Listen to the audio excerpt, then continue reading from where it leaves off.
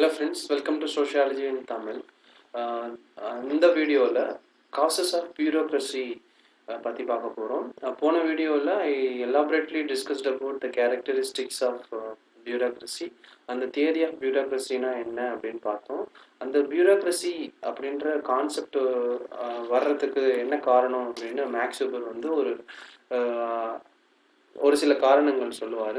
அதில் ஃபஸ்ட்டு காரணம் பார்த்தீங்கன்னா, development of money economy guaranteed. அப்படின்னா அந்த கவர்மெண்ட்டில் சிட்டிசன்ஸ் இருப்பாங்க. சிட்டிசன்ஸ் பே பண்ணுற டாக்ஸ் பேஸ் பண்ணி அதில் உள்ள பியூரோக்ரஸியில் உள்ள இல்லைனா கவர்மெண்ட்டில் உள்ள எம்ப்ளாயர்ஸ்க்கு வந்து சேலரி கொடுப்பாங்க. அந்த சேலரி கொடுக்கும்போது based on their skill, based on their knowledge, based on their competence அவங்களுக்கு வந்து சேலரி கொடுப்பாங்க. அந்த சேலரி கொடுக்கும்போது யாருக்கு எவ்வளோ சேலரி கொடுக்குறோம், அப்புறம் வந்து மக்கள் எவ்வளோ டேக்ஸ் பே பண்ணுறாங்க அப்படிங்கிறத ரெக்கார்ட் மெயின்டைன் பண்ணுறதுக்கு இந்த பியூரோக்ரஸி தேவைப்படுது அப்படின்னு அவர் சொல்லுவார். நெக்ஸ்ட் வந்து the quantitative development of the administrative task perform by the state. அப்படின்னா அப்படி மக்கள் வந்து டேக்ஸ் பே பண்ணும்போது சேலரி கொடுக்குறாங்க. சேலரி கொடுக்கும்போது அவங்க வெல்ஃபேருக்கு நம்ம என்ன பண்ணுறோம், கவர்மெண்ட் என்ன பண்ணோம் அப்படின்னா ஸ்கீம்ஸ் வந்து கொடுப்பாங்க. ப்ரொடெக்ஷன், போலீஸ் ஃபோர்ஸ் இருக்குது, ஆர்மி இருக்குது அவங்கள ப்ரொடெக்ட் பண்ணுறதுக்கு. அப்படி குவான்டிடேட்டிவ் டெவலப்மெண்ட் வந்து பியூரோக்ரஸி கொடுக்கும் அப்படின்னு சொல்கிறார். அடுத்து qualitative changes of the administrative டாஸ்க்னா, ஒரு கவர்மெண்ட் இருக்குது அப்படின்னா அவங்களுக்கு schemes, policies, welfare related schemes மட்டும் கொடுக்காம அவங்களுக்கு ஒரு ரூல்ஸ் அண்ட் ரெகுலேஷன் கொடுக்கும். ஃபண்டமெண்டல் ரைட்ஸ் இருக்குது, ஸ்டாண்டர்ட் ஆஃப் லிவிங் இருக்குது, அவங்களுக்கு ஒரு சிட்டிசன்ஸ்க்கு வந்து டிக்னிட்டி இருக்குது, ப்ரைவசி இருக்குது அப்படின்னு வந்து அந்த பியூரோக்ரஸி, அந்த கவர்மெண்ட் வந்து நிறையா ரைட்ஸ் கொடுக்கும், டியூட்டிஸ் கொடுக்கும். அது வந்து அதனால தான் பியூரோக்ரஸி வந்து உருவானுச்சு. இதெல்லாம் வந்து கரெக்டாக மக்கள் வந்து ஃபாலோ பண்ணணும், மக்களுக்கு தெரியணும், கரெக்டாக ஒரு இண்டிவிஜுவலும் ஃபாலோ பண்ணணும், ஸ்டாண்டர்ட் ஆஃப் லைஃப் வச்சுருக்கணும் அப்படிங்கிறதுக்காக இந்த பியூரோக்ரஸி வந்து உருவானுச்சு அப்படின்னு மேக்ஸ் வெபர் சொல்கிறார். நெக்ஸ்ட் வந்து the purely technical superiority of bureaucracy over any other form of organisation. இதில் வந்து மேக்ஸ் வெபர் என்ன சொல்கிறாரு அப்படின்னா, ஒரு டிபார்ட்மெண்ட்லேயும் ஒரு டெக்னிக்கல் சுப்பீரியாரிட்டி வந்து இருப்பாங்க. இந்த டெக்னிக்கல் சுப்பீரியாரிட்டி தான் வந்து அந்த பர்டிகுலர் டெக்னிக்கல் ஸ்டெப்ஸ்லாம் எடுப்பாங்க. இப்போது ஒரு டிபார்ட்மெண்ட்டில் வந்து டிபார்ட்மெண்ட் ஆஃப் எக்கனாமிக்ஸ் இல்லைனா மினிஸ்ட்ரி ஆஃப் ஃபினான்ஸ், அதில் வந்து specialised person, technically specialised person வந்து அதில் இருப்பாங்க. அந்த பர்சன் தான் அந்த என்டையர் மினிஸ்ட்ரி வந்து லீட் பண்ணுவாங்க. அந்த ஆர்கனைசேஷனை வந்து ப்ராப்பராக ஃபங்க்ஷன் பண்ணுறதுக்கு த பர்சன் வில் ஹெல்ப் அப்படின்னு சொல்கிறார். அந்த பர்சன் இருந்தால் தான் இப்போ ப்ராப்பரான பியூரோக்ரஸி வந்து ஃபங்க்ஷன் ஆகும் அப்படின்னு மேக்ஸ் வெபர் சொல்கிறார். நெக்ஸ்ட் வந்து the complicated and specialised nature of modern culture.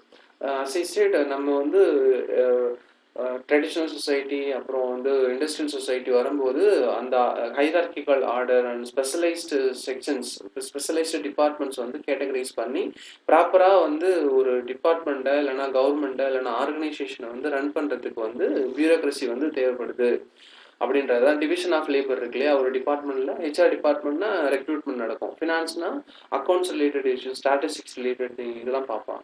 அடுத்து மேனுஃபேக்சரிங்னா மேனுஃபேக்சர் ரிலேட்டட் திங்ஸ் பார்ப்பாங்க, ரெக்ரூட்மெண்ட்னா ரெக்ரூட்மெண்ட் பார்ப்பாங்க.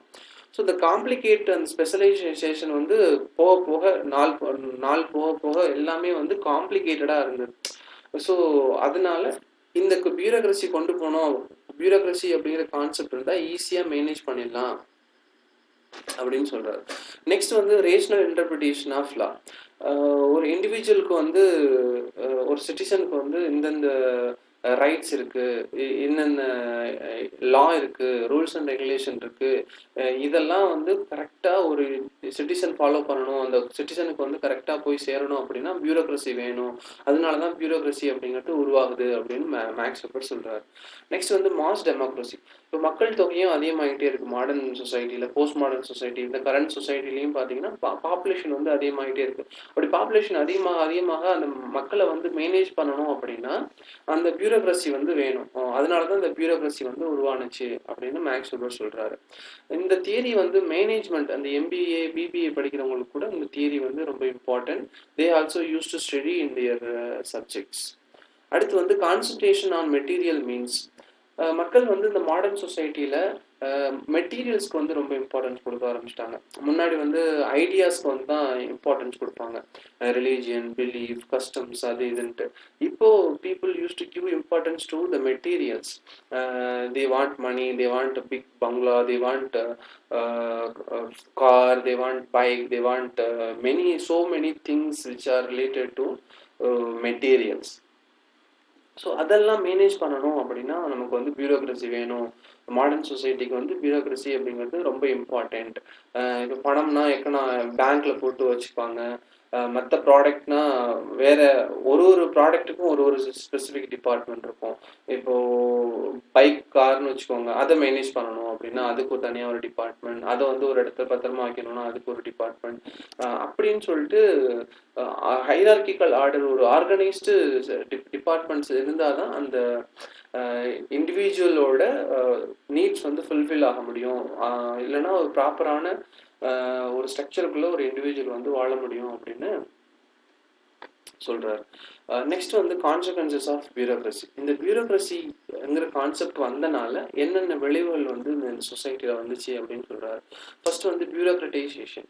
பியூரோக்ரட்டைசேஷன் is a important term which is coined by Max weber.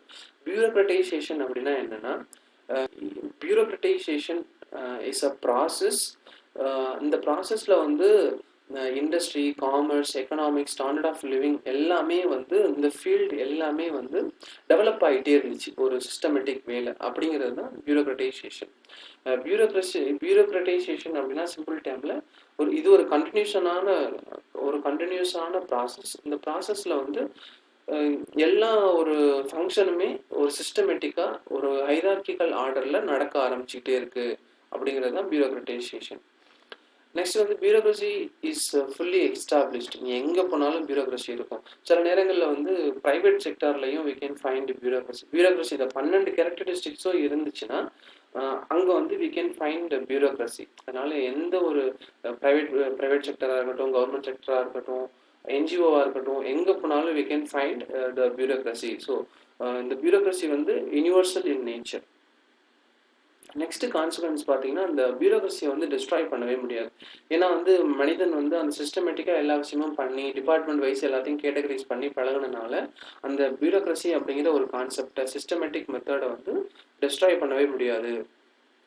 Next வந்து கிரிட்டிசிசம். இந்த கிரிட்டிசிசம் வந்து I referred few books and journals and I found some points from Google. I'm just categorizing, I'm just offering in a systematic way. First வந்து இந்த bureaucracy அப்படின்னு பார்த்தீங்கன்னா, அந்த பியூரோக்ரஸியில் வந்து ஒரு ஸ்ட்ரிக்டான ஒரு ஸ்டாட்டிக் ரூல்ஸ் அண்ட் ரெகுலேஷன்ஸ் தான் இருக்கும். ஃபார் எக்ஸாம்பிள் கவர்மெண்ட்டில் பார்த்தீங்கன்னா இதுதான் ப்ரொசீஜர். ஃபஸ்ட்டு வந்து இப்போ ஒரு சர்டிஃபிகேட் வாங்கணும்னா ஃபஸ்ட்டு விஏஓ சைன் பண்ணுவார், அடுத்து ஆர்ஐ சைன் பண்ணுவார், அதுக்கப்புறம் வந்து ஃபர்தராக மேலே உள்ளவங்க வந்து டெப்யூட்டி தாசில்தார் இல்லைனா தாசில்தார் சைன் பண்ணுவாங்க. அந்த ஸ்டாட்டிக் ரூல் தான் இருக்கும். இந்த டைனமிக் சுச்சுவேஷன் எவ்வளோ மாடர்ன் ஆகிட்டே இருக்குது, சொசைட்டி வந்து எவ்வளோ மாடர்னைஸ்ட் ஆகிட்டே இருக்குது. அப்போ அதுக்கு ஏற்ற மாதிரி டேரெக்டாக இந்த கன்சர்ன் பர்சன்ட்டை மட்டும் சைன் வாங்குற மாதிரி எந்த ஒரு ப்ரொசீஜருமே கிடையாது. ஸோ ஒரு பியூரோக்ரஸியை ஃபாலோ பண்ணுறோம் அப்படின்னா ஒரு ஸ்டாட்டிக் ரூல் தான் இருக்குது. அதுக்கான ஃப்ளெக்சிபிள் ரூல் வந்து கிடையாது. ஃப்ளெக்சிபிள்னா ஒரு ஈஸியான ரூல் வந்து இந்த கவர்மெண்ட்லேயும் பியூரோக்ரஸிலையும் இருக்காது. நெக்ஸ்ட் வந்து waste of time and red tapism. Red டேபிசம்ங்கிறது வந்து ரொம்ப இம்பார்ட்டண்ட்டான term in sociology as well as in general life. Red tapism அப்படின்னா என்னென்னா, ஒரு சர்டிஃபிகேட் வாங்குறதுக்கு இல்லைனா ஒரு ஒர்க்கு முடியறதுக்கு வந்து ரொம்ப நாள் ஆகும். இப்போது ஒரு ரெக்ரூட்மெண்ட் ப்ராசஸ் ஆகணும் அப்படின்னா கவர்மெண்ட்டில் வந்து அட்வர்டைஸ் பண்ணுறதுக்கு ஒரு டிபார்ட்மெண்ட் இருப்பாங்க, அவங்கக்கிட்ட போகணும். அட்வர்டைஸ்மெண்ட்டுக்கு அப்புறம் இன்னொரு டிபார்ட்மெண்ட் போகும், அவங்க வந்து பப்ளிஷ் பண்ணுவாங்க. கம்யூனிகேஷன் அண்ட் டெலிகம்யூனிகேஷன் டிபார்ட்மெண்ட் அவங்க பப்ளிஷ் பண்ணதுக்கப்புறம் நியூஸ்க்கு போகணும். நியூஸ் வந்து பிரிண்டிங் டிபார்ட்மெண்ட். அப்படியே ஒரு டிபார்ட்மெண்ட்டாக போய் ஒரு வேலை நடக்கிறதுக்கு வந்து டைம் கன்சியூம் ஆகும். சிம்பிள் எக்ஸாம்பிள், ஒரு சர்டிஃபிகேட் வாங்கணும்னா ஒருத்தவங்க விஓ சைன் பண்ணணும், அப்புறம் ஆர்ஐ சைன் பண்ணணும், டெப்டி தாசில்தார் அப்படின்னு சொல்லிட்டு டைம் வேஸ்ட் ஆகும். இப்போ பியூரோக்ரஸி ஒரு கவர்மெண்ட் அப்படிங்கும் போது வேஸ்ட் ஆஃப் டைம் அப்படின்னு social scientist use to criticise. அப்புறம் வந்து இப்போ குவாரல் அமௌங் அஃபீஷியல்ஸ். ஒரு கவர்மெண்ட்னா யார் யார் இருப்பாங்க? ஹையர் அஃபீஷியல்ஸ் இருப்பாங்க, சப்பார்டினேட் இருப்பாங்க, அதுக்கு மேலே உள்ளவங்க இருப்பாங்க, சூப்பர்வைசர்ஸ் இருப்பாங்க. அப்படி ஒரு ஒரு லெவலாக இருக்கும். இப்போது சீனியர் ஆஃபீஸர், ஜூனியர் ஆஃபீஸர்னா அவங்களுக்குள்ள ஒரு குவாரல் வரும். நான் சீனியரு, நான் தான் ஃபஸ்ட்டு இதை பண்ணுவேன், இல்லைனா ஜூனியர் நான் சொல்கிறதா நீ கேட்கணும். அதே மாதிரி ஒரு பியூரோக்ரஸி அப்படின்னா அந்த சீனியர்ஸ் ஜூனியர் ப்ராப்ளம் வந்து இருக்கும் அப்படின்னு சோஷியல் சயின்டிஸ்ட் சொல்கிறாங்க. நெக்ஸ்ட் வந்து பிளைண்ட் ரூல்ஸ் அண்ட் அன்கிரியேட்டிவ் அஃபீஷியல்ஸ். இங்கே உள்ள ரூல்ஸ் எல்லாம் பார்த்தீங்கன்னா அதில் உள்ளது தான், நோ சேஞ்சஸ். அதில் ஃப்ளெக்சிபிலிட்டியே கிடையாது. ரிஜிட் ரூல்ஸ் அண்ட் ரெகுலேஷன், ஒரு க்ரியேட்டிவிட்டியாகவே அவங்களால இருக்கவே முடியாது. இதுதான் ப்ரொசீஜர்ப்பா, இதுதான் பண்ணணும் அப்படின்ட்டு they use to follow. Last one is expanding and new employees. இப்போது கவர்மெண்ட் ஆர்கனைசேஷன்லாம் பார்த்தீங்கன்னா, இல்லைனா கவர்மெண்ட் ஆஃபீஸ்லாம் பார்த்தீங்கன்னா, எம்ப்ளாயீஸ் வந்து வருஷம் வருஷம் இவ்வளோன்னு ரெக்ரூட்மெண்ட் பண்ணிக்கிட்டே இருப்பாங்க. அப்படி ரெக்ரூட்மெண்ட் பண்ணும்போது அதுக்கு ஆல்ரெடி இருக்கிறவங்கலாம் லேசி ஆவாங்க. அதான் புதுசாக இருக்காங்களே அவங்க வந்து வேலையை பார்த்துப்பாங்க அப்படின்னு சொல்ல வேலைக்கு ஆள் எடுத்துக்கிட்டே இருக்கும்போது நம்பர் ஆஃப் எம்ப்ளாயீஸ் வந்து இன்க்ரீஸ் ஆகிட்டே இருப்பாங்க. It's kind of new employees army. நிறைய பேர் சேர்ந்துக்கிட்டே இருக்கும்போது கவர்மெண்ட்டுக்கும் லாஸ் இருக்கும், இன்னும் ஒர்க் வந்து டிலே ஆகிட்டே இருக்கும் இந்த பியூரோக்ரஸி தியரியை பொறுத்தவரையும்.